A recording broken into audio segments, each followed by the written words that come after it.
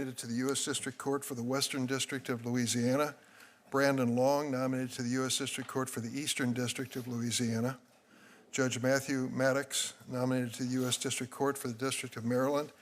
And Philip Haji, nominated to the U.S. Court of Federal Claims. Congratulations to all the nominees and their families. There are a few senators joining us today for introductions, but I'd like to make a note about today's panel. I understand the Congressional Black Caucus has raised concerns about White House consultations with Congressman Troy Carter regarding the two Louisiana nominees on today's panel. I do not know the details of these consultations, but I hope that any concerns can be resolved as we move forward.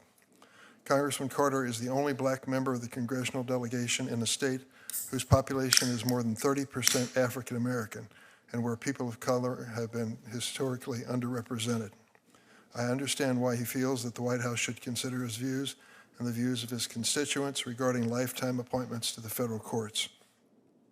I also know that the Louisiana senators have, over the last several months, answered my invitation and challenge to work in good faith with the White House on judicial and executive nominees. I value their partnership and appreciate the bipartisan cooperation that has produced the two nominees on today's panel.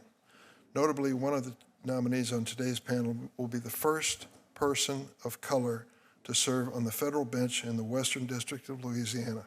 It is important to recognize this important historic milestone, as well as the accomplishments and professional experience of all of today's nominees.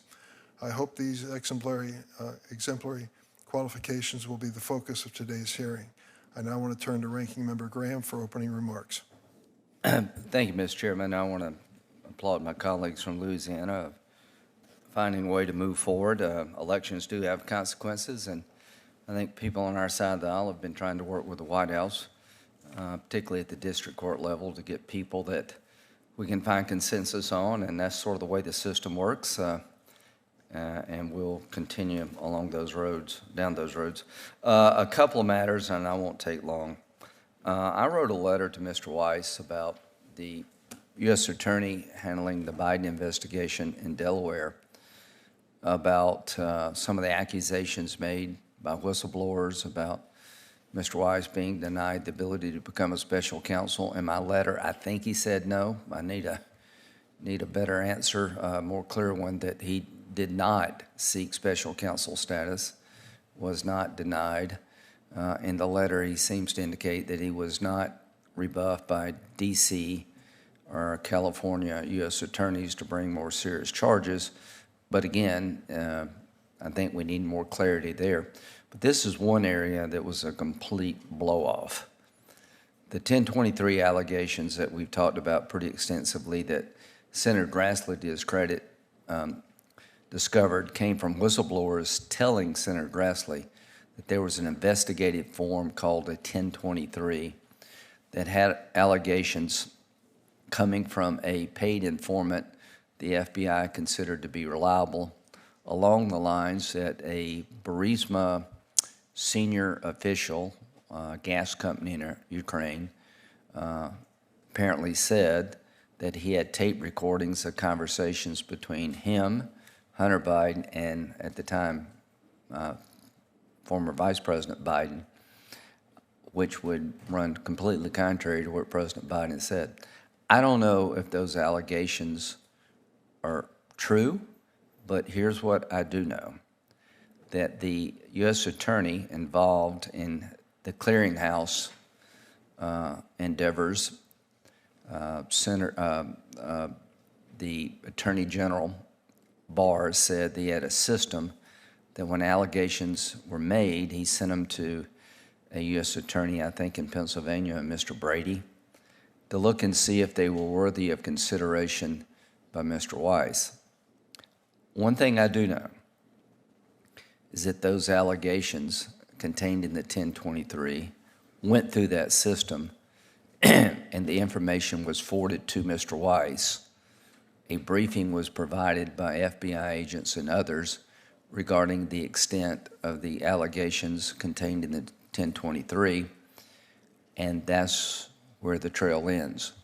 In the letter back to me, Mr. Weiss said he could not comment on the handling of the 1023 allegations, because of an ongoing criminal investigation. That means one of three things: that they're still looking at those allegations and may bring about additional charges beyond what we read about in the paper. They have looked at the allegations and disposed of them, or they never looked at all. What I want to know is the answer to the question, what did you do with the allegations? I think the ongoing criminal investigation is about to be ended with a plea deal, it appears. And I can promise you, Mr. Chairman, the trust level on this side is incredibly low. And we have accusations of thumbs on the scale during the course of this investigation of Mr. Biden. And one of the allegations, the 1023, if accurate, shows interaction contrary to every public statement being made. And again, it may be just rumor and innuendo, but we need to find out what happened on Mr. Weiss's watch regarding the allegations contained in the 1023 discovered by Senator Grassley that came from a whistleblower.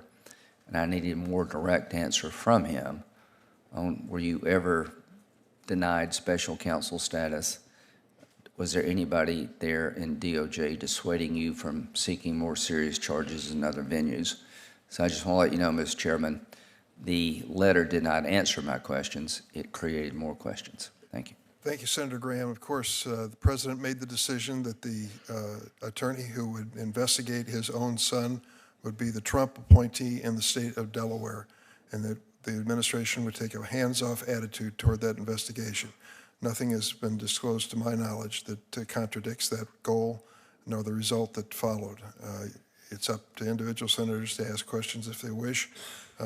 We are going to focus on that issue if it comes before us, but we have other business today which is of great importance to. And I don't want to delay the committee any longer, but your statement about there's nothing to suggest that this was done anything above being above board. There's plenty of suggestions. I think there's 6 whistleblowers, I can't remember 2 I know of, that suggest that this thing was not handled in the normal course of business. And in that regard, we will keep asking questions. Thank you. It is true that it wasn't handled in an ordinary course because the President of the United States allowed the U.S. Attorney in Delaware, a Trump appointee, to continue the investigation of my son. And much of the evidence that we're discussing has at one point been in the hands of then Attorney General Bill Barr working for President Trump, or even the President's personal counsel, Rudolph Giuliani. So there's a lot more to the story than okay, so what happened to the 1023? Do you know? Was it looked at? Was it investigated? What did they find? Who did they talk to? If you know about that, please share it with me. I would give you any information that I have on the subject, and I will continue to. We have colleagues who are coming today to speak to the nominees. Senator Brown of Ohio, I'm taking you out of order because I understand you have a scheduling conflict, and I will then go back to the regular order. Thank you, Mr. Chair. As I know, all 4 of us have scheduling conflicts. That's the way it works, but thank you. Chair Durbin, Ranking Member Graham, colleagues on the committee here. It's my honor to introduce Phil Haji, a highly qualified nominee to serve on the Court of Federal Claims. He's a proud son of Ohio. He was born and raised in Cleveland. After serving as a Senate staffer, he returned home and earned his law degree at Case Western Reserve University Law School, where 2 things happened. He received recognition for his scholarship in leadership, and he met his future wife, who is really important staff person for my friend Senator Cassidy.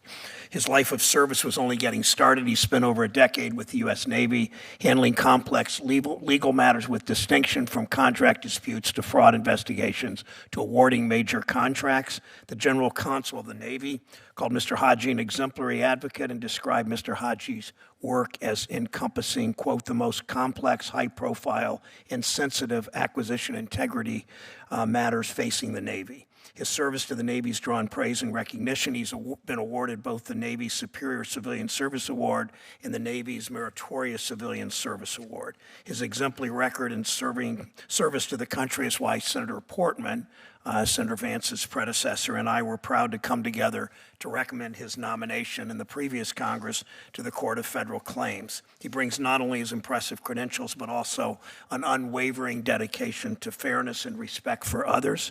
It's why over 40 of his colleagues wrote a letter in support of his nomination. It's also why his former law school dean and U.S. District Court judge spoke not only of Mr. Haji's intellect, but also of his ethics and his moral character and his sound temperament. It will serve him well in this role. Mr. Haji, we know your family and the whole state of Ohio are proud of the work you have done and grateful for it. Several family members have accompanied him here. He will obviously introduce them.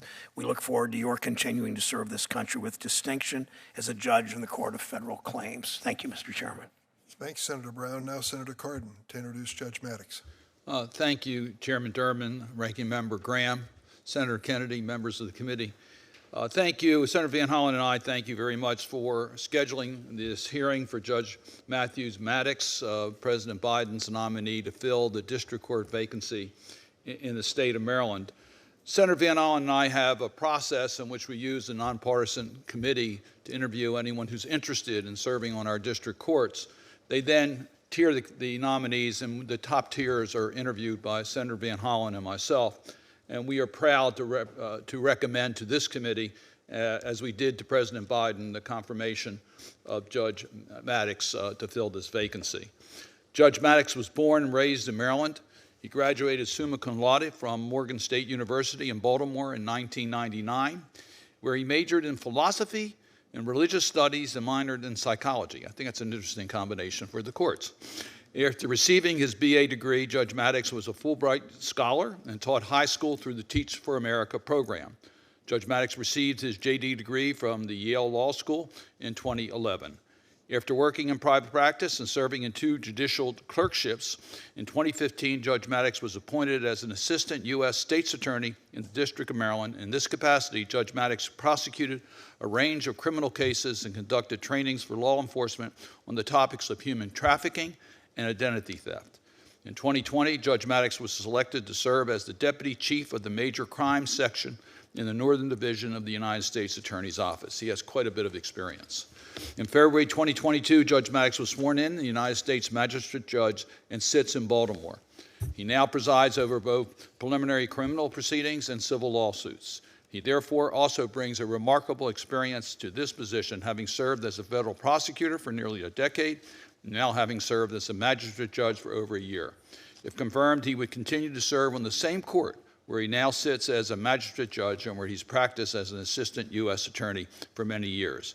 Senator Van Hollen and I believe that Mr. Maddox meets the highest standards of integrity, competence, and temperament. I am confident that Judge Maddox will safeguard the rights of all Marylanders and uphold the Constitution and rule of law and faithfully follow the judicial oath to do equal rights to the poor and to the rich. Mr. Chairman, Judge Maddox has devoted his entire life to public service, from his start for Teach for America to now being a magistrate judge. I want to acknowledge that those who give this type of service, it's a family commitment. I want to thank his wife and son for sharing Judge Maddox with all of us in public service, and I urge his confirmation to recommend his favorable action by this committee. Thanks, Senator Cardin. Senator Van Hollen. Thank you, Chairman Durbin, Ranking Member Graham, members of the committee, for the chance to say a few words in support of the nomination of Magistrate Judge Matthew Maddox to be a U.S. District Court Judge for Maryland. Senator Cardin has, as always, covered his background and resume well. I just want to add a few more thoughts because when we had a chance to talk to Magistrate Judge Maddox about some of his life-forming experiences, he, of course, talked about his service in the various capacities that Senator Cardin mentioned. But he started by his service down in Arkansas, and along with his wife, Nicole, who he credited with making sure that they remained connected, involved in the communities wherever they were. And it was 22 years ago, right after their wedding, Judge Maddox and Nicole, and we want to welcome her and their son, Mosiah. Judge Maddox and Nicole enjoyed what he called a, quote, 2-year honeymoon teaching at public schools in rural Arkansas. The important work of serving students in the Arkansas Delta required every ounce of their youthful energy and creativity, especially because, as you heard, Judge Maddox was a philosophy major and he was teaching math in high school. They overcame their challenges more and more. They served their students well, including through their mutual support for one another. Judge Maddox says that, quote, sharing that demanding and fulfilling experience in public service at the very outset of their marriage set them on the path that now brings him before the committee with a nomination as district court judge. Members of the committee, there's no doubt that Magistrate Judge Maddox has the record and resume to do the job. I think this story also reflects his commitment to public service, and I thought it was also especially telling that when asked if there was a story about his career he'd like to share with the committee, he told us it was one about his love for his wife and their shared commitment to service to our country. I urge members of the committee to support this important nomination. Thanks, Senator Van Hollen. Of course, Senator Cardin, thank you both for being here before the committee. I know your schedules are busy. You may have to leave, but your testimonies are very important to us. Next, Senator Kennedy. You want to go with Senator Cassidy? Senator Cassidy. I have three people to introduce, so I'll briefly do all three. Mr. Chair, Mr. Ranking Member, it's an honor to introduce Jerry Edwards Jr. to the committee today and to recommend him for a seat on the Western District of Louisiana. I also welcome his mother, Ramona Williams, his stepfather, Collister Williams, who are joining him. Mr. Edwards is an accomplished lawyer, a Louisiana native, and currently serves as the first assistant U.S. attorney for Louisiana's Western District. He spent the majority of his career as an accomplished civil litigator and as an associate and partner with Blanchard, Walker, O'Quinn, and Roberts, leaving to join the U.S. Attorney's Office Civil Division in 2019. Mr. Edwards told me that since he was invested in serving his community in his spare time, he might as well do it full-time. In his role as First Assistant U.S. State Attorney, he has expanded the scope of his work to overseeing some of the most serious federal criminal matters in addition to civil and administrative cases. In total, Mr. Edwards' practice has been 95% litigation, mostly in the Western District of Louisiana. Mr. Edwards' commitment to his community and bar is a personal credit to the character required to be a successful judge. He's been a member of the Louisiana Committee on Bar Admissions since 2019, serving on its Character and Fitness panel. In addition, Mr. Edwards is the chairman of the board of the Community Foundation of North Louisiana, a philanthropic community development organization. He remains involved in various leadership roles with Volunteers of America, serving adults with mental illness, low-income families, orphans, veterans, the homeless, and more. Suffice it to say that Mr. Edwards has one of the most profound and thoughtful community service backgrounds that we've seen in a judicial nominee.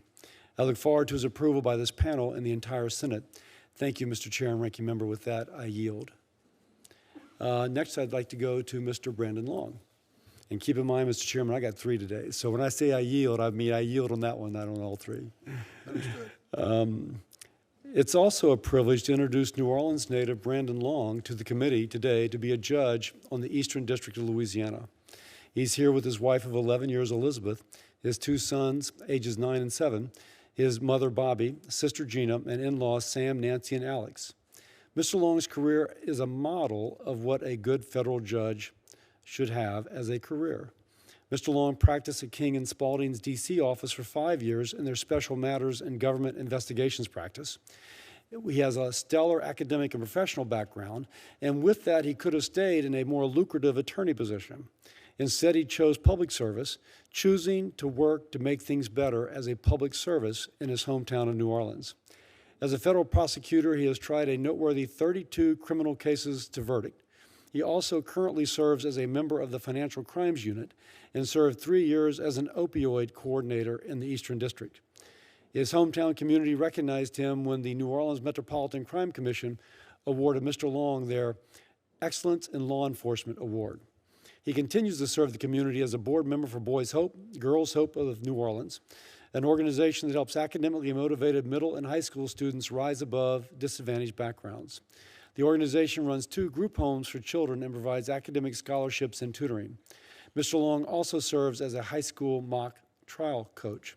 Considering his experience, commitment to the community, and knowledge of the law, Mr. Long has a lifetime of demonstrating the values and traits that qualify him to be an exceptional federal judge. I look forward to seeing him confirmed. Thank you, Mr. Chairman and Ranking Member. With that, I go to my third. It's an honor to introduce Philip Haji, which Senator Brown also introduced, but I have a personal connection to Philip. I recommend him for an appointment to the U.S. Court of Federal Claims. He's an accomplished Navy attorney who will be an excellent federal judge. I also welcome his family here to support him, his father Sergei, his mother Yana, his brothers Alexios and Andreas, and his wife Katie. As you might guess, Mr. Haji's roots are in Greece. He received his BA from Hamilton College, where he is president of his class. He received his JD from Case Western Reserve, where he served as editor-in-chief of the Journal of International Law. He received his LLM in government procurement law from George Washington University, where his thesis won a public contract law writing award from the American Bar Association. For over a decade, he held several positions with the Naval Office of the General Counsel, his practice focusing on government contract law matters, a large category of cases on the Court of Federal Claims docket.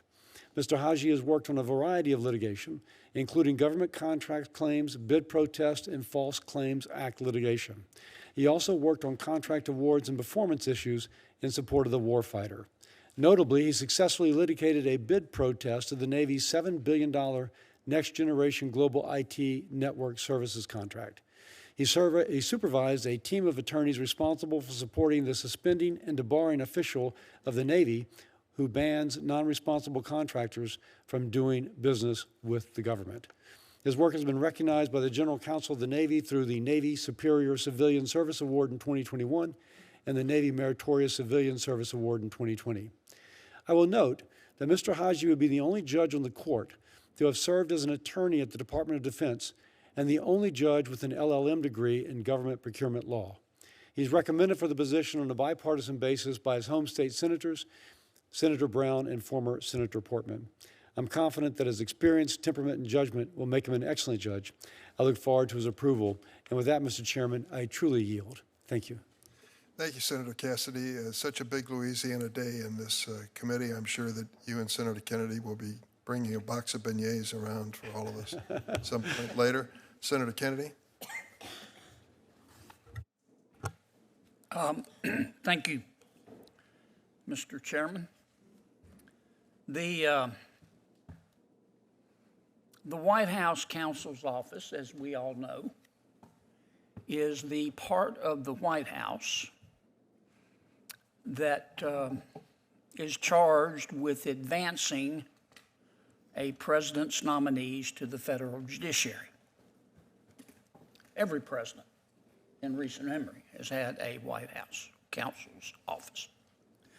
And all White House counsel offices do their job. They try to, they think they're right, and they try to get what their boss wants. And of course, all senators think they're right, and we try to get what we want. It took, I think this is true of all White House counsel offices. It took a while for President Biden's White House counsel's office and I to get to know each other. But we have. Now, I'm not suggesting that we are ready to go to summer camp together, and it could all fall apart tomorrow. But we have had a number of vacancies on the federal judiciary in Louisiana. We need to fill them. Working with White House counsel's office and my quarterback, Senator Cassidy, we filled 2 of them. Today, we have 2 additional splendid nominees to offer up to you.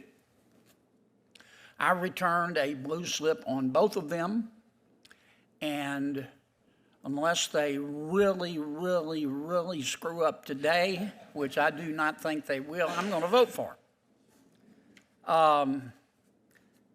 Senator Cassidy covered Jerry's and Brandon's resumes. Look, I'm not going to repeat everything, but if you look at these 2 gentlemen and aren't impressed, as Lindsey Graham says, you shouldn't be driving.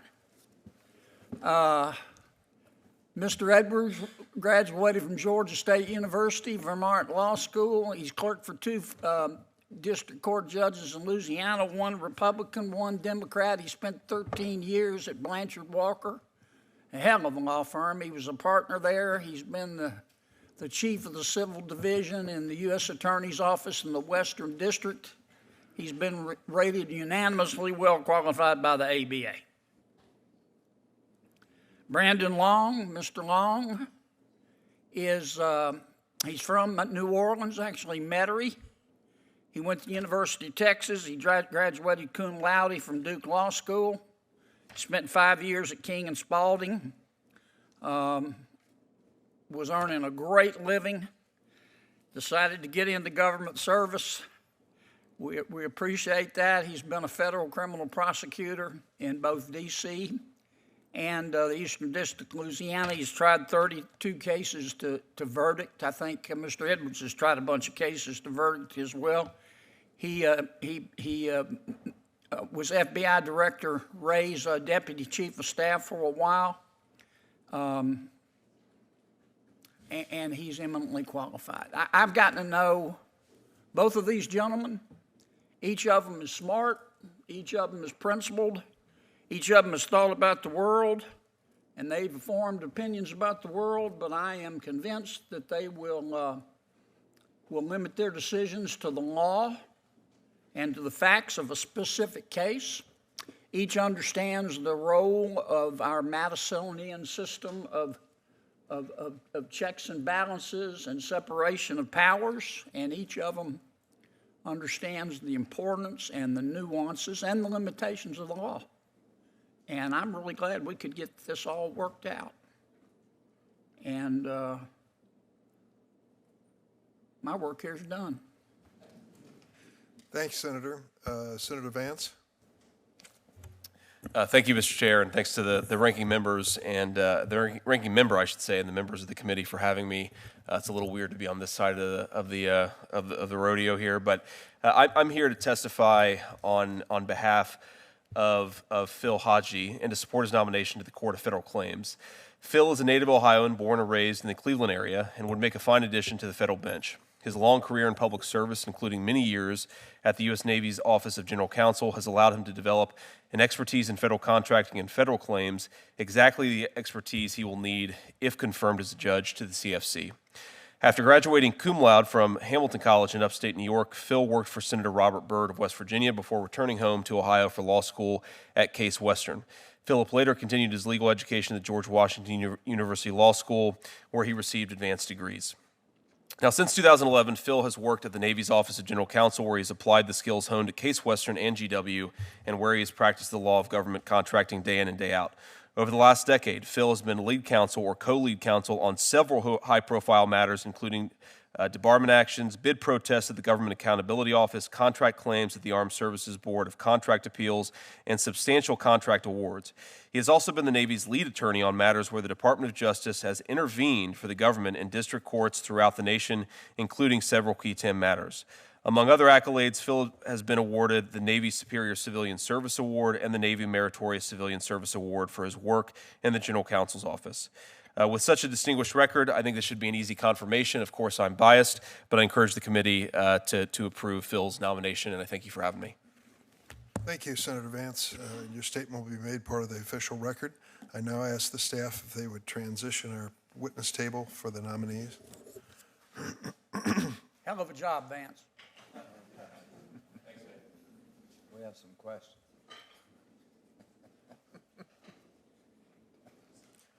If I could ask the nominees to please step forward. If you remain standing for just a moment.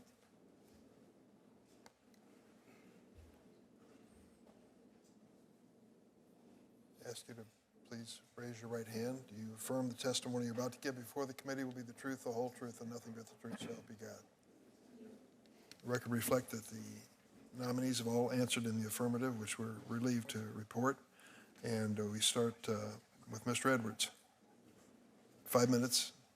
The floor is yours.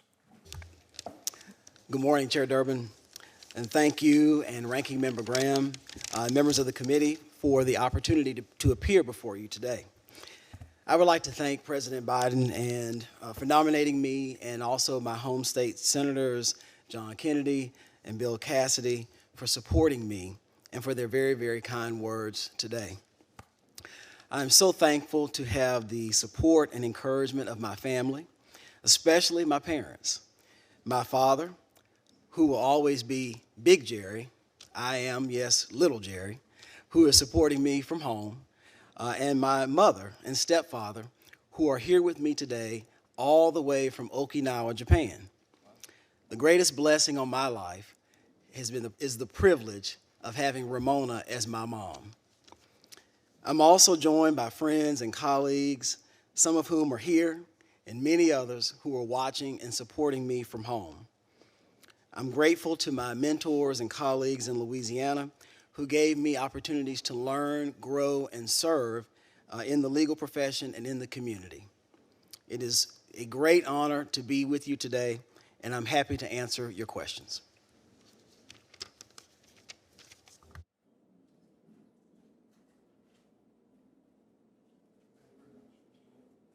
Mr. Long? First, let me thank you, Chair Durbin, Ranking Member Graham, and other senators on this committee for convening today's hearing. I'm deeply grateful to Senator Cassidy and Senator Kennedy and their staff for supporting my nomination. And I'd like to thank both senators for their gracious introductions. I'd also like to thank President Biden for placing his faith in me. I am honored and humbled by this nomination. I'm joined here today by some pretty important folks. I wouldn't be here without the heart and soul of our family, my wife Elizabeth, who juggles a full-time career as an architect with being a full-time mom and still, somehow, finds time to spread kindness and joy to countless friends and family. Also here are our two sons, ages 9 and 7. Everything is more joyful, more interesting, more colorful when they're around, and I couldn't be more proud to be their dad. My mother, Bobby, is here, bringing her trademark warmth, sense of humor, and unwavering optimism, along with my incredibly supportive sister, Gina. We lost my dad, Buddy Long, almost 3 years ago, but his unmistakable imprint on our family endures. In my household growing up, character was paramount. My mom and dad raised me and my sister on some pretty simple rules. You always told the truth, you work hard because nothing substitutes for hard work, and you were respectful and kind to others. These are basic yet fundamental principles that have guided me throughout my life. Also in attendance are my father-in-law Sam, mother-in-law Nancy, and brother-in-law Alex, along with our dear family friend Tom Kitchen. These are some of the most generous and kind-hearted folks you'll ever meet. I'd also like to acknowledge other family and friends who couldn't be here in person but are tuning in. I'm lucky to have you in my corner. Finally, I'd like to recognize the fantastic attorneys and staff at the law firm King & Spalding, where I began my legal career, as well as my friends and colleagues throughout my stints at the Justice Department, and specifically at the U.S. Attorney's Office in my hometown of New Orleans, where I currently serve. With that, Senators, thank you again for considering my nomination, and I look forward to your questions. Thank you, Mr. Long. Judge Maddox. Good morning, Chair Durbin, Ranking Member Graham, and members of this committee. Thank you for convening this hearing. To President Biden, thank you for this nomination to serve as a United States District Judge for the District of Maryland. This nomination is the honor of my career. To Senator Cardin and Senator Van Hollen, I am honored by your kind introduction and in the confidence that you have placed in my abilities by recommending me for this nomination, and the opportunity it presents to me to continue serving the community that has given so much to me and to my family. Speaking of family, I must acknowledge the presence of family members who are here in this room and others watching remotely. Thank you for your unwavering support. My wife, Nicole, is present. She is my best friend and my life partner and my strongest and most constant supporter and benefactor. I will never be able to thank her enough. My son is also present. I thank him for being my greatest inspiration. My parents, Wayne and Camilla, are also here. Having you as my parents was my first and my longest enduring blessing. I would also like to acknowledge the many talented attorneys and judges I've had the fortune of calling colleagues and from whom I learned the arts of lawyering and judging.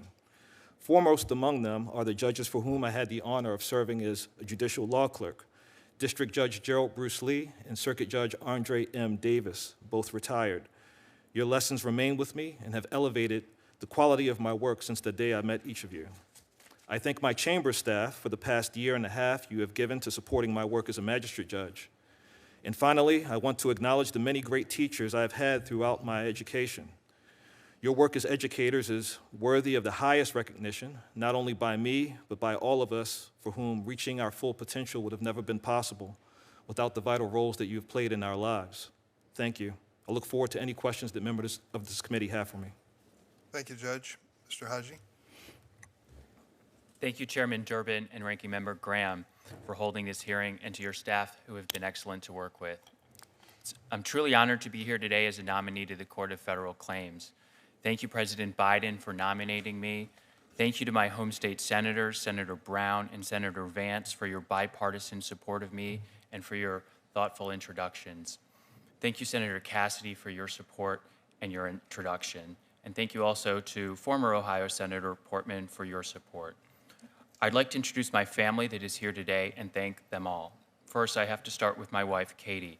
I certainly would not be sitting here today without Katie's support and encouragement. Also in attendance were my mom and dad, Yana and Serge, and my brothers, Alexis and Andreas, and Alexis's wife, Jamie. Lastly, my colleagues from the Navy Office of General Counsel who are here and watching online, thank you.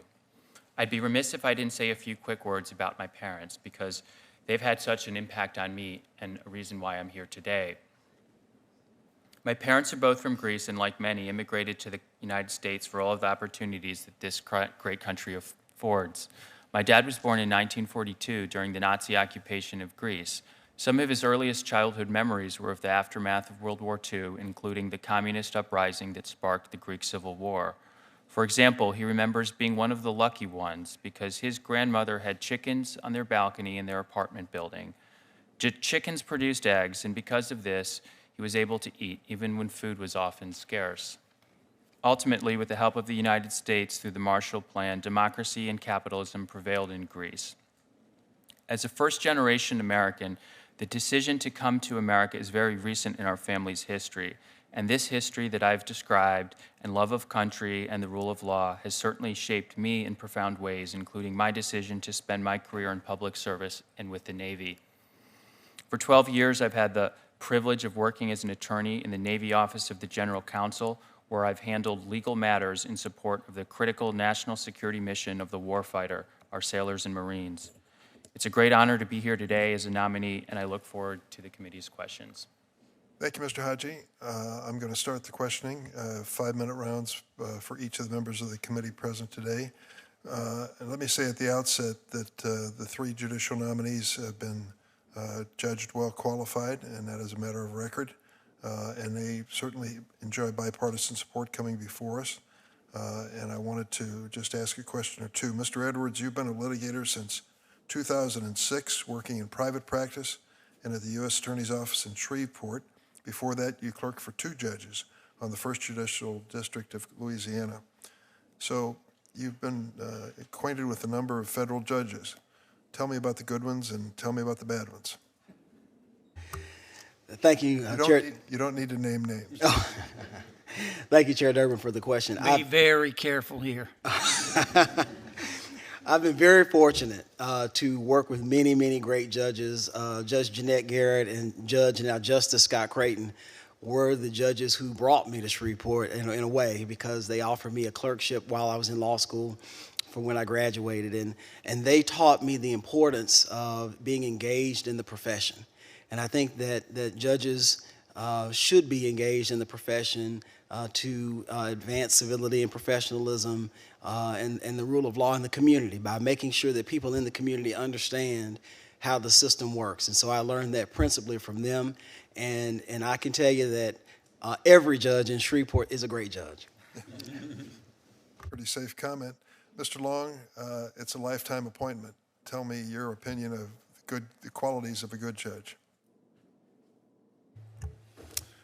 Chairman Durbin, I think the qualities of a good judge are first and foremost faithfully following the law, being prepared, having command of the law every time you walk into court, being a good listener, being open-minded in hearing the testimony, seeing the evidence, and hearing the arguments from the parties, being respectful of the litigants themselves, and creating an atmosphere where decorum is paramount in the court, and being humble. Learned Hand said, "Know that ye may be mistaken." Realize when you need to give a matter an examination and a re-examination before rushing to a conclusion, because that's what the litigants expect and that's what the public expects from the judges. Thank goodness on this side of the panel, humility is really the trademark of a senator. Right? Right. Judge Maddox, what's your experience and what would you say are the qualities that you look for in a judge that you practiced before or serve with? Thank you, Chair. My very first lesson in judging was the importance of preparation.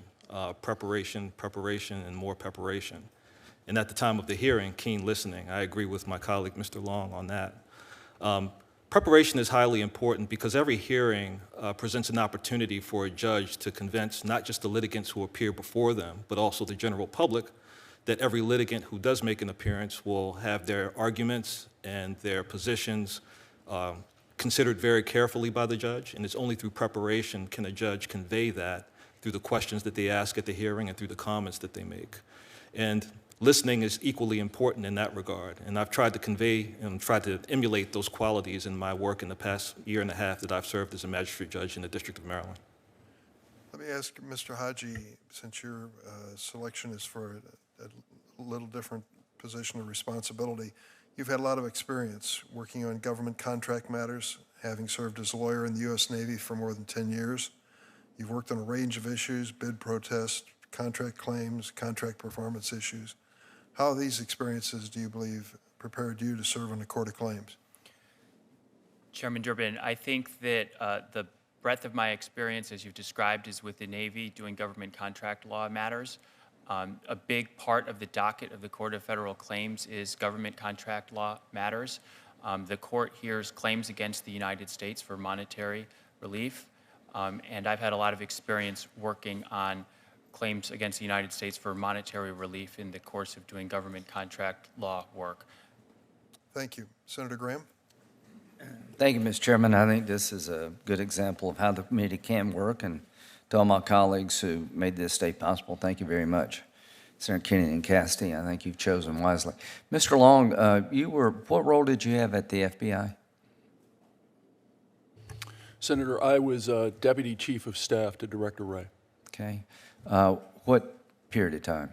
This would have been in 2020 and the first half of 2021, and for a brief period of time, I was also the Acting Chief of Staff. Okay. You were there on January 6th? I was. So what have you learned from that experience? What's your takeaway about January 6th? Well, I want to be a little careful here, Senator. There are a number of open investigations and open cases right here in the District of Columbia. As a judicial nominee and a department attorney, it wouldn't be appropriate for me to comment on January 6 cases. I'm not asking you to talk about the cases, about the event itself. Well, again, Senator, Would you say it's a good day or a bad day for America? It was a bad day for America, Senator. Yeah, that's all I'm saying. I agree with you. So, the FBI. The FBI is taking a beating right now, at least on our side of the aisle. Did you have any knowledge of some of the accusations being made about FBI's handling of the Steele dossier? Anything about the Hunter Biden investigation, about whether or not Mr. Weiss had all the power he needed? Do you know anything about that moment in time? Well, with respect to the Crossfire Hurricane investigation, that predated my role at the FBI by a few years. With respect to the more recent investigations, no, I don't have any information. I haven't been at the FBI in over 2 years. I've been prosecuting cases in New Orleans over the past 2 years, so I don't have any information about those investigations. So you were there up until mid-21, is that right? Yes, Senator. Okay. So apparently some of these allegations by whistleblowers were made in the middle of 20. Were you aware of any allegations being made regarding the investigation of Hunter Biden as not being fair? Well, my understanding, Senator, is that there is an open investigation involving No, my Hunter question, Biden. did you know anything about this? I don't have any information. No, I did not know anything about this. So you don't know, you have no recollection of Mr. Weiss asking for special counsel additional assistant status? Again, Senator, this involves an open investigation. As a Department of Justice attorney, as well as a judicial nominee, I'm bound not to comment on open investigations. Okay, thank you. Senator Booker. Thank you, Mr. Chairman.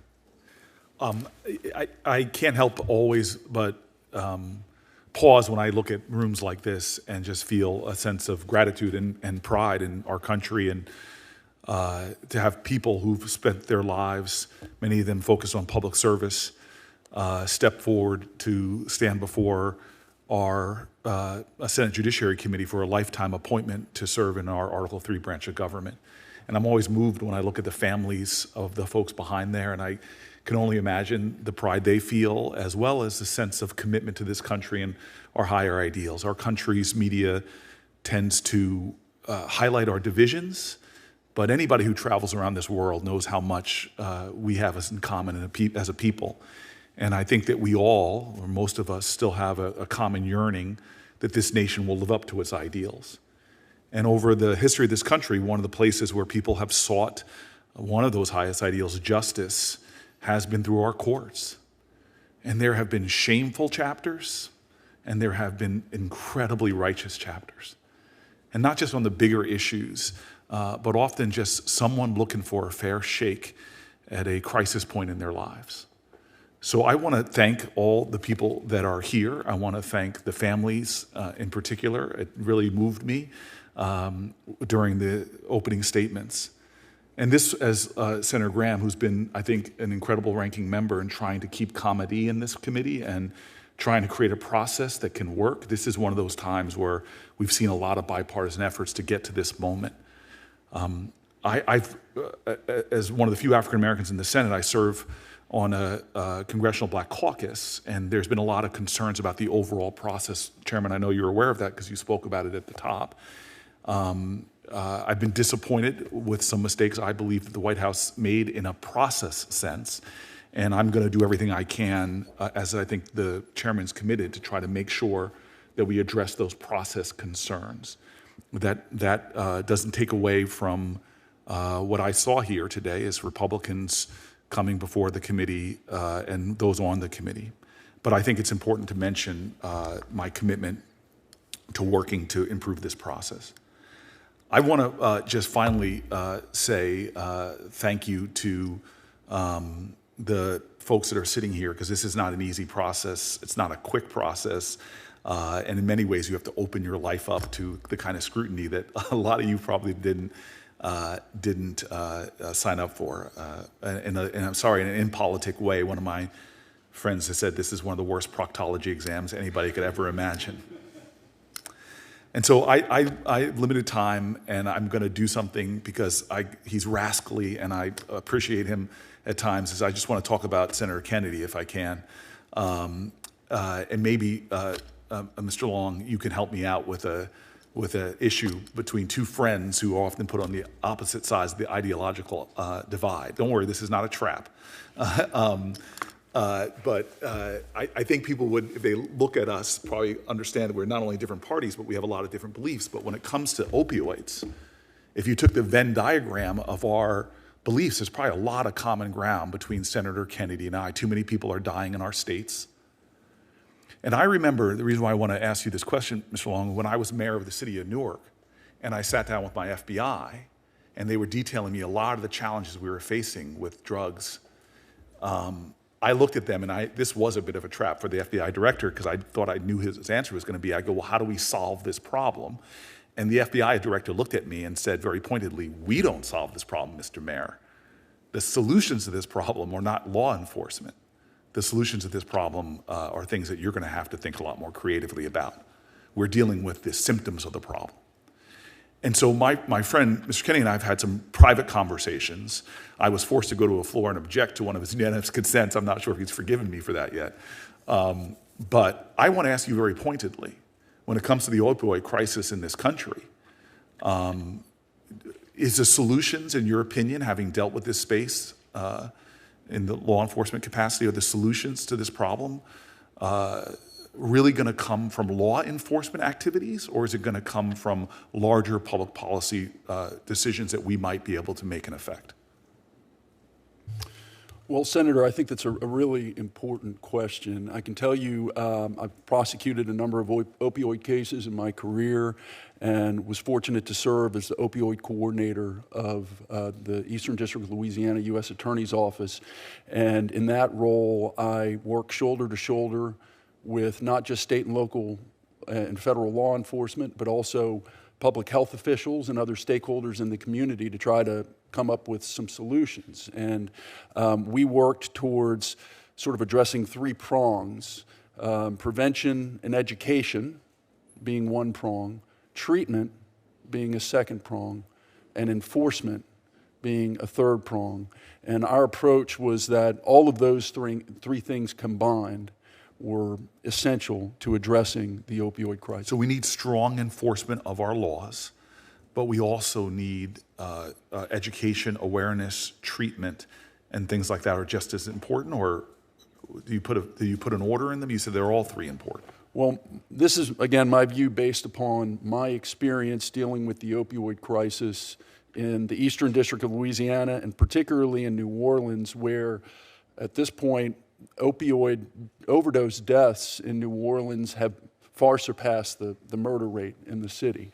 And so that was the approach that we took to try to address the crisis. I'm grateful for that. You may have helped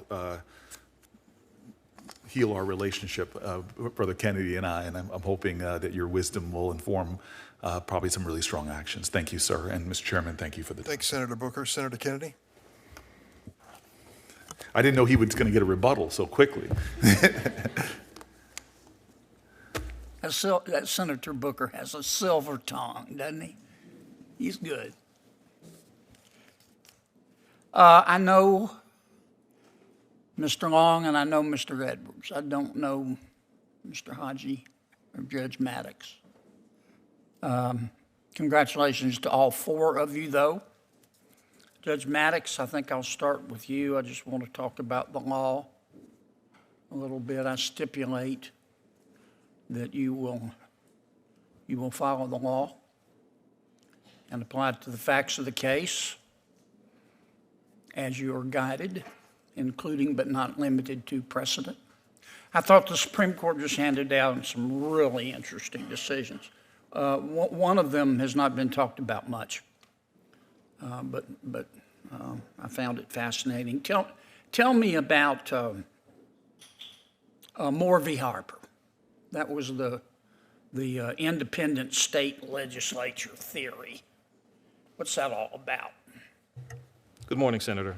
Good morning. Yes, Moore v. Harper concerned whether or not the Elections Clause in Article 1 of the Constitution gave the state legislature sole authority to regulate elections for federal office in their states without any judicial oversight. Mm-hmm. And the Supreme Court held that the Elections Clause did not preclude judicial oversight of the legislature's regulation of federal elections.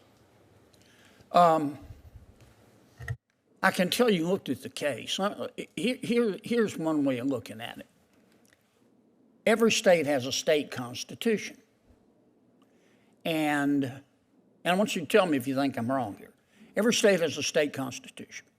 And in fact, many state constitutions preceded the federal constitution. And some of the provisions in our federal Constitution were copied directly from state constitutions. And as I read Moore v. Harper, what the Supreme Court is saying to a state legislature is, look, yes, Congress gave you the power to draw congressional districts, but you've got to do it consistent with your state constitution. And so the state courts get to weigh in. And if the state courts don't render opinions that are consistent with the federal Constitution, then the federal courts get to weigh in. What do you think? I believe that that's a fair reading of, or maybe perhaps reading between the lines of that opinion. That particular question is not one that I'd considered previously, although I have reviewed that opinion. Yeah, I just found the whole case very interesting because the theory of the plaintiffs was that state legislatures can do anything they want to do with respect to congressional reapportionment because Congress gave them power. But it ignored the role of the federal judiciary and the state constitutions, which, anyway. Mr. Haji, tell me about, I need to get a life, I guess. Mr. Haji, tell me about this waters of the United States controversy. What's it all really about? Senator, I'm not, I've been an attorney for 12 years with the Navy, and I've practiced in government contract law for a long time, and I've worked on those kinds of issues for the last almost 12 years. I haven't encountered that particular issue that you're referencing. Okay. All right.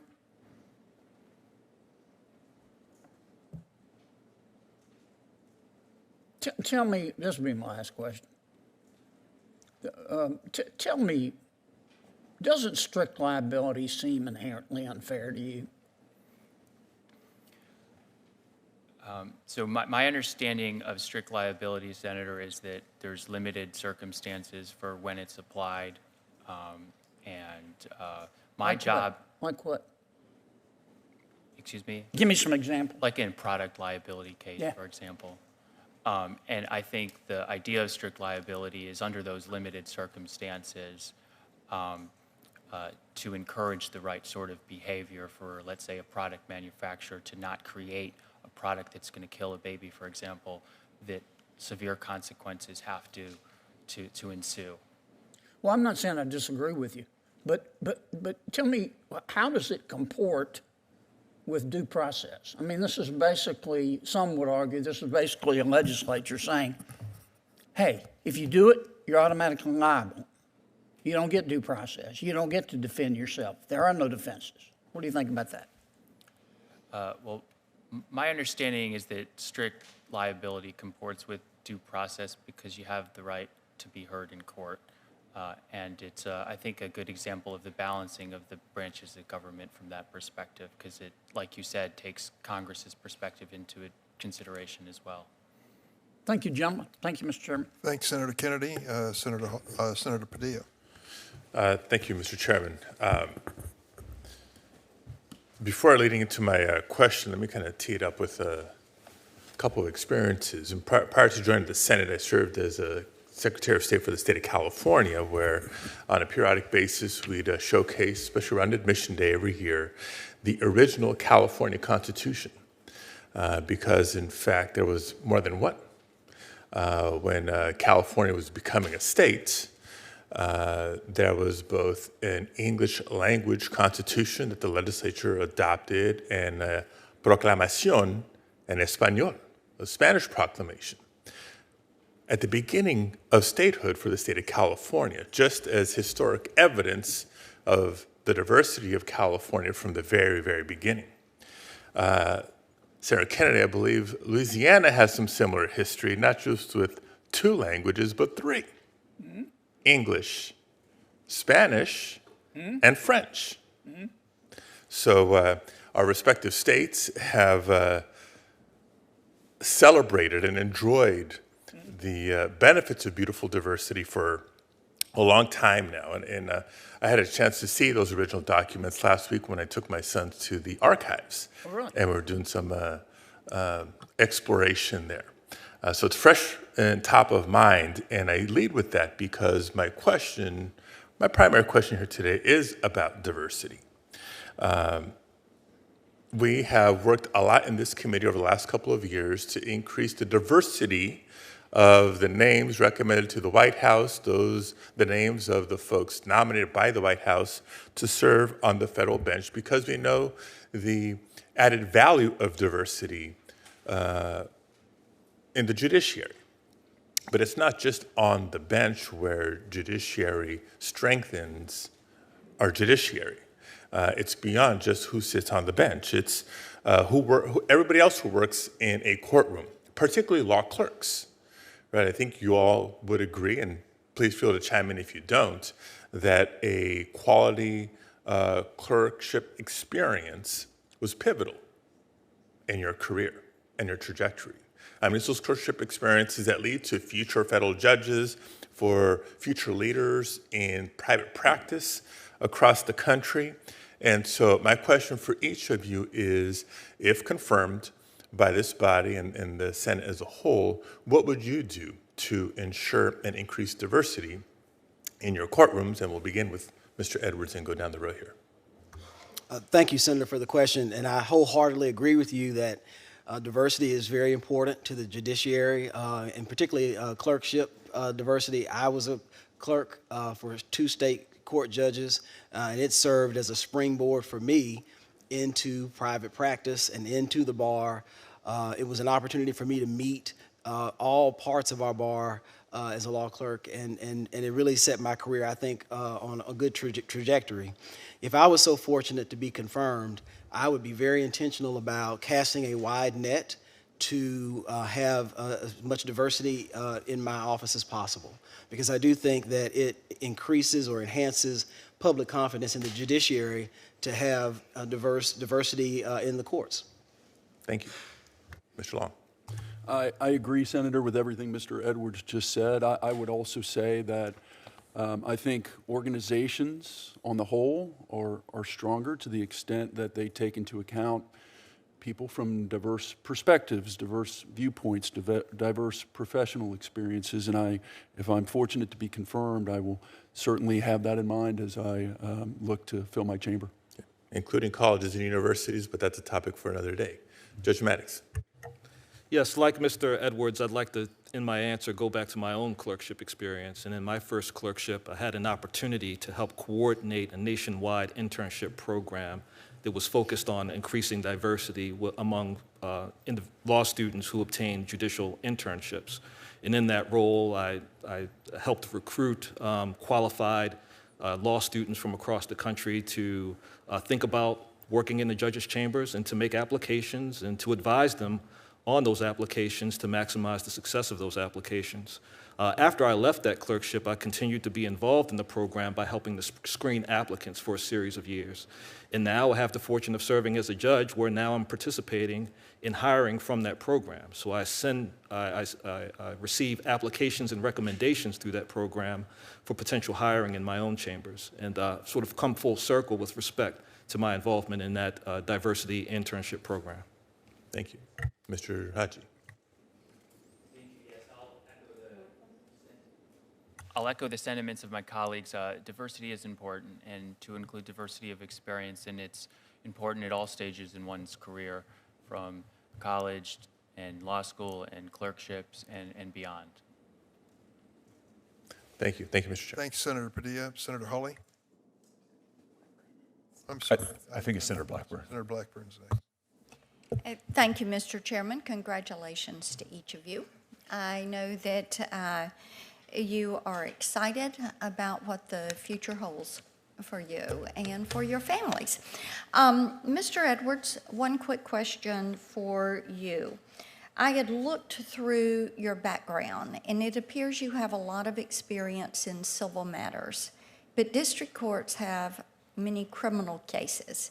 And I could only find one criminal case, just one, where you had been counsel in a criminal case.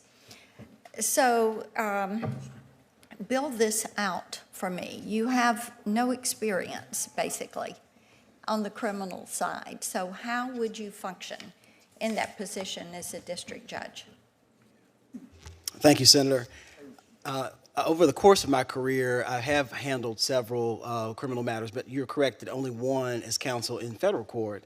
But in my role as First Assistant U.S. Attorney, I have oversight over the criminal division in our office, as well as the appellate division in our office. And over the last 15 or so months in that position, I have been involved with the entire criminal process and have learned. So you're confident in your ability yes, to Senator. move forward handling Absolutely. criminal Yes. cases? Yes, Okay. thank you. Mr. Long, let me come to you, if I may. As I went through your record, I noted your time as the acting chief of staff for Director Ray, and that caught my attention. I noted that you were there in that position when the Hunter Biden laptop story broke in October of 2020. Is that correct? In October of 2020, Senator, I would have been the deputy chief of staff. The deputy chief of staff, okay. And so you were there when the FBI, despite having possession of that laptop, refused to correct all the misinformation that was out in the media. And the FBI's mishandling of the Hunter Biden laptop is one example of why people think there's a two-tier system of justice. I did a telephone town hall last night with several thousand Tennesseans on that telephone town hall. And lack of trust with the FBI, just really a disappointment with the political cabal inside the FBI is something that came up repeatedly in the questions that people brought to me. I noted that you were also there when concerned parents that went to school board meetings were labeled as domestic terrorists. And also, during that time, the FBI targeted pro-life individuals. They allegedly obstructed the Hunter Biden tax probe. And this, we need to know what your participation in all of this was. So Senator Graham has already asked you about this, and I want to drill a little bit further on this.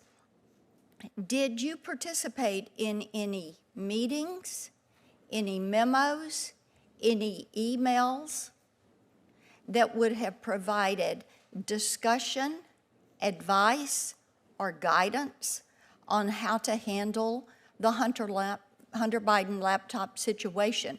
Did you participate in any meetings, any writings, any memos, any advice, any guidance on labeling parents as domestic terrorists? Did you participate in any meetings on how to handle parents at school board meetings? What was your knowledge of in your participation in those decisions and those actions that the FBI carried out during that time that you were there, the deputy chief of staff, the acting chief of staff?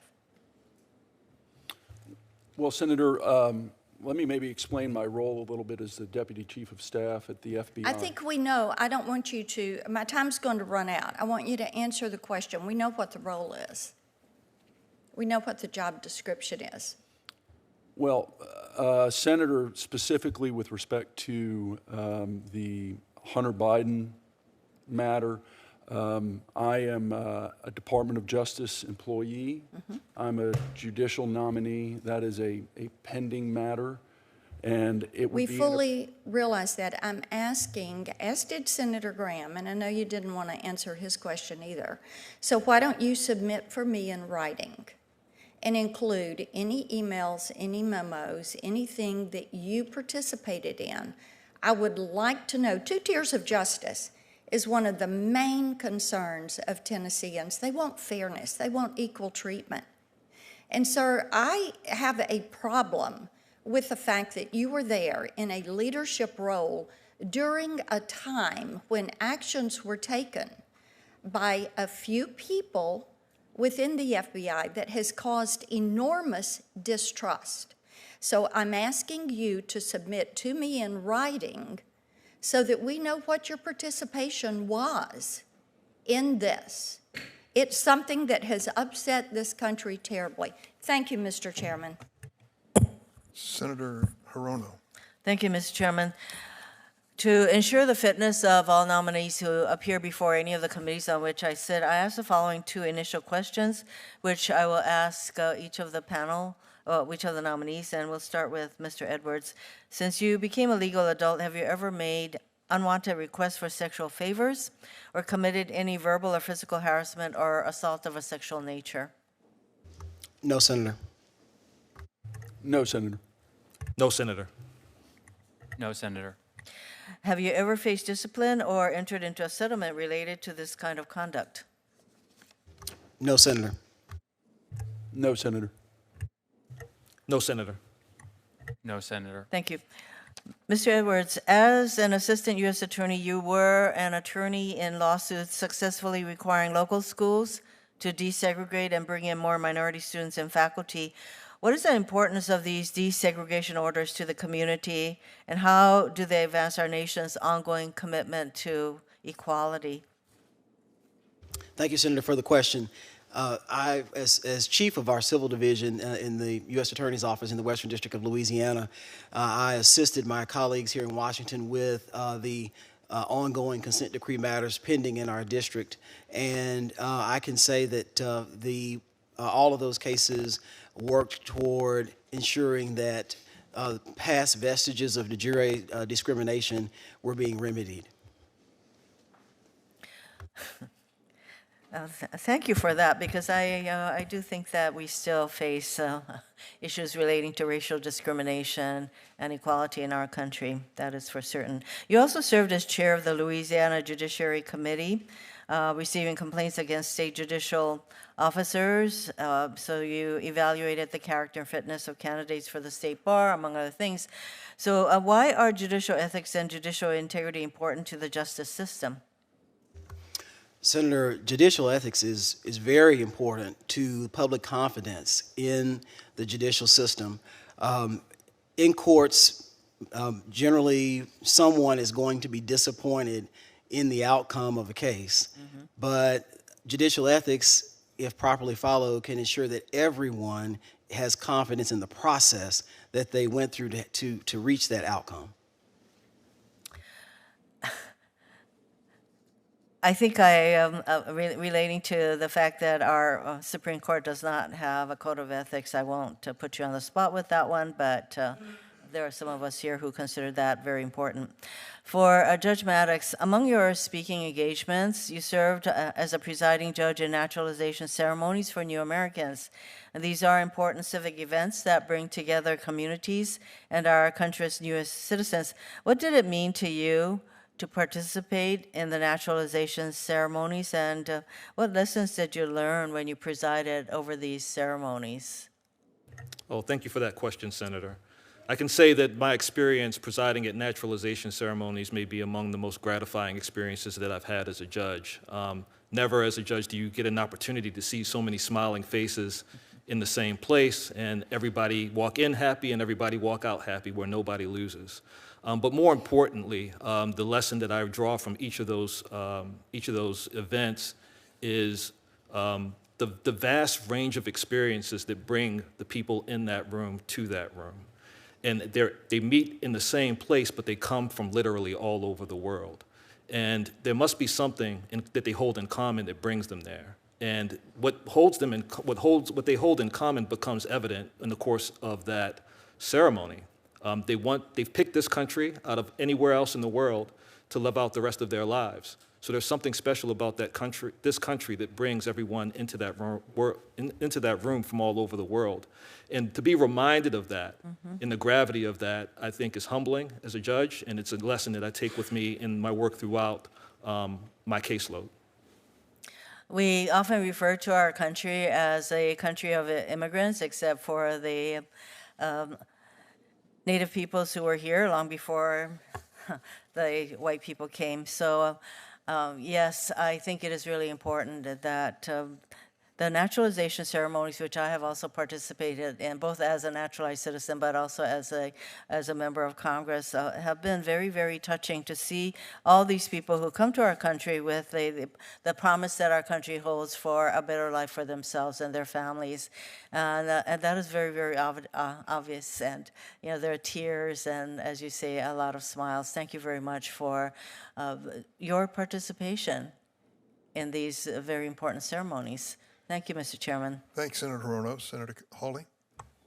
Thank you, Mr. Chairman. Congratulations to the nominees. Mr. Long, I didn't understand your answer to Senator Blackburn, so I just wanted to come back to that for a second, if I could. She asked you if you participated in any meetings at all related to the Hunter Biden laptop. Was that a yes or a no? Senator, as a Department of Justice employee bound by Section 1-7 of the Justice Manual, as well as a judicial nominee, it's not appropriate for me, and I'm bound not to talk about. Why isn't it appropriate for you? As a judicial nominee? This has anything to do with any case that you have, right? I'm asking you what you did in your former employment as the Deputy Chief of Staff to the FBI Director. Did you participate in any meetings related to the Hunter Biden laptop? Senator, again, as a Department of Justice employee. It sounds like you're not going to answer me. Is this going to be a I'm not going to answer you type deal? Senator, I'm bound to follow the Code of Judicial Conduct. The Code of Judicial Conduct doesn't have any bearing on this question whatsoever. What possible bearing could it have? That's a question mark. Well, Senator, as the Code of Judicial Conduct requires integrity and independence in the judiciary, it requires judicial officers to act with. It's not a get out of jail free card when you don't want to answer questions when you're under oath before a committee who's considering you for a lifetime appointment to the federal bench. I'm going to try one last time. Did you participate in any meetings during your time as Deputy Chief of Staff or Acting Chief of Staff related to the Hunter Biden laptop, yes or no? Senator, again, I'm not permitted to answer. Oh, you are permitted to answer. You don't want to answer because it would be inconvenient for you. And I have to tell you, I find that extremely troubling, Mr. Long, extremely troubling. Not a good start. Let's see if we can do better on a different topic. While you were at the Department of Justice, or at the FBI in your capacity as Deputy Chief of Staff and Acting Chief of Staff, did you ever observe FBI resources being used to monitor pro-life groups or pro-life individuals? No, Senator, I don't have any information about that. What about Catholic parishes or Catholic groups? No, Senator. So, now, I notice you're happy to answer those questions, but you're not happy to answer the Hunter Biden question. They're not qualitatively different. I'd just like to note that for the record. You familiar with this memo generated by the FBI field office in January of 2023 regarding the infiltration of Catholic parishes by the FBI? I'm sure you've seen this in the news.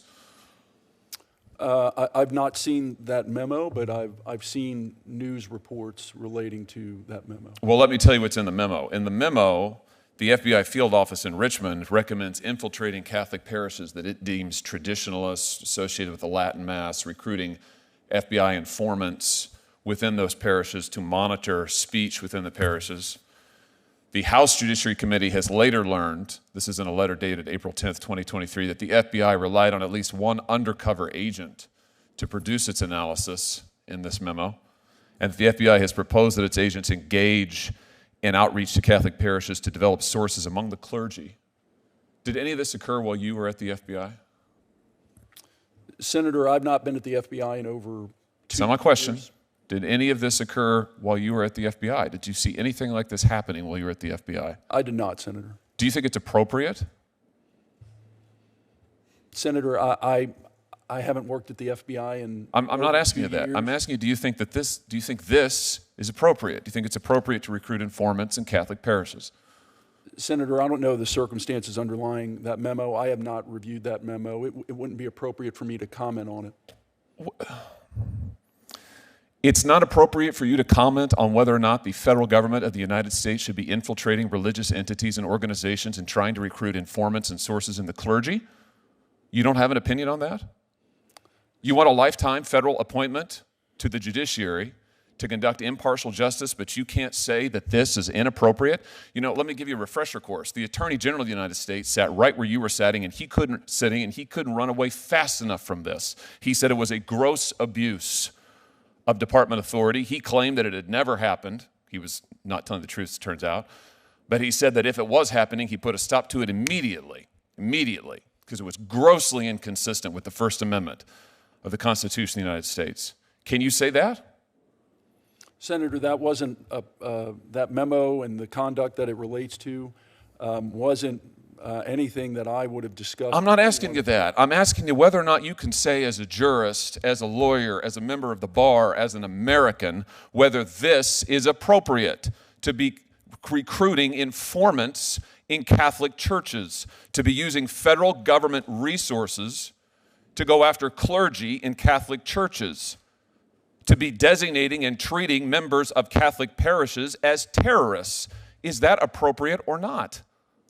Senator, again, based upon my experience at the FBI, this was not something that we ever discussed. This was not, I've never seen that memo before. It would not be appropriate for me to comment. I cannot believe your answers. I cannot believe that I can't believe anybody who would come before this committee would look at this and look at what they have tried to do and just listen to the Attorney General, for heaven's sake, and would not say it's grossly inappropriate, this should never happen. I'm absolutely stunned by this. And for that reason, among others, I cannot support your nomination. Thank you, Mr. Chairman. Senator Lee. Mr. Maddox, I'd like to start with you. In 2000, you worked for a group called ACORN, the Association of Community Organizations for Reform Now. It's a left-wing organization, an advocacy group mired in scandal over allegations of election interference, embezzlement, and other illicit activities. What were your responsibilities in that role when you worked for ACORN? Good morning, Senator. I worked for ACORN approximately 23 years ago for a couple of months, and my role was primarily focused on the membership drive, where I visited and canvassed neighborhoods in Washington, D.C., recruiting members for the organization. Did you ever participate in ACORN's voter registration drives?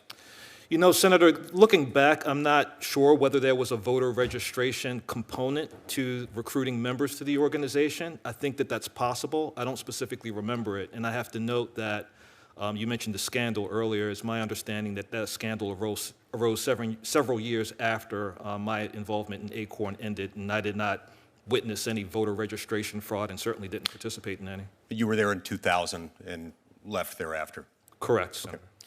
Now, you stated in your bio that you'd been a member of the American Constitution Society starting in 2008. Is that correct? As a law student, I was a member of the organization at Yale Law School. Yes, Senator. Okay. Now, the American Constitution Society is advocating very strongly for what they characterize broadly as, quote, Supreme Court reform. If you go to the organization's website, it puts a little bit more detail on the matter. It says, quote, our Supreme Court is in a full-fledged legitimacy crisis. Put simply, we no longer have a Supreme Court that can be trusted to uphold constitutional rights, democratic principles, and judicial norms in this country. Close quote. Let's just pause right there. I've got more I want to read from that. Do you agree with that so far? Senator, my involvement with ACS ended at the time that I graduated from law school, and I'm not aware of any positions that they've taken on this particular issue. But as a sitting judge, I'm bound to follow the precedent set by the Supreme Court, and I do so faithfully in my work, and I will continue to do so if I have the fortune of being confirmed for a district judgeship. Do you agree with the assertion made in the statement that I just read to you? Senator, as a sitting judge, I don't believe it would be appropriate for me to comment on that particular issue. That issue could be an issue that comes before me in my role as a judge, and I don't believe that it would be proper for me to comment on that. Right. Well, I would certainly hope that as a sitting judge or as a judicial nominee to become a judge, you couldn't reach any comment other than to say, I disagree with it. I mean, this is calling into question the legitimacy of the court. It's saying that we no longer have a Supreme Court that can be trusted to uphold constitutional rights. Are you saying you take no position as to that and that you can't take any position as to that? I was referring to any arguments that that organization may have to support the position that you've been describing. I can say that as a judge, I treat the Supreme Court's majority opinions as the law, as the state of the law. And I apply it in the cases where it applies, any cases before me that come before me in my role as a judge. I apply relevant Supreme Court cases. Why would it be asking too much for you to say, I disagree with ACS's characterization that the Supreme Court cannot be trusted to uphold constitutional rights? I follow the Supreme Court in everything that I do, Senator. They set the supreme law of the land, and I follow that law and apply it in my cases. Even as far as I'm concerned, the Supreme Court is a legitimate institution. Okay. And an institution that can be trusted to uphold constitutional rights. That's the institution that's charged with upholding constitutional rights, Senator, and I follow their direction. Now, let me continue with the quote.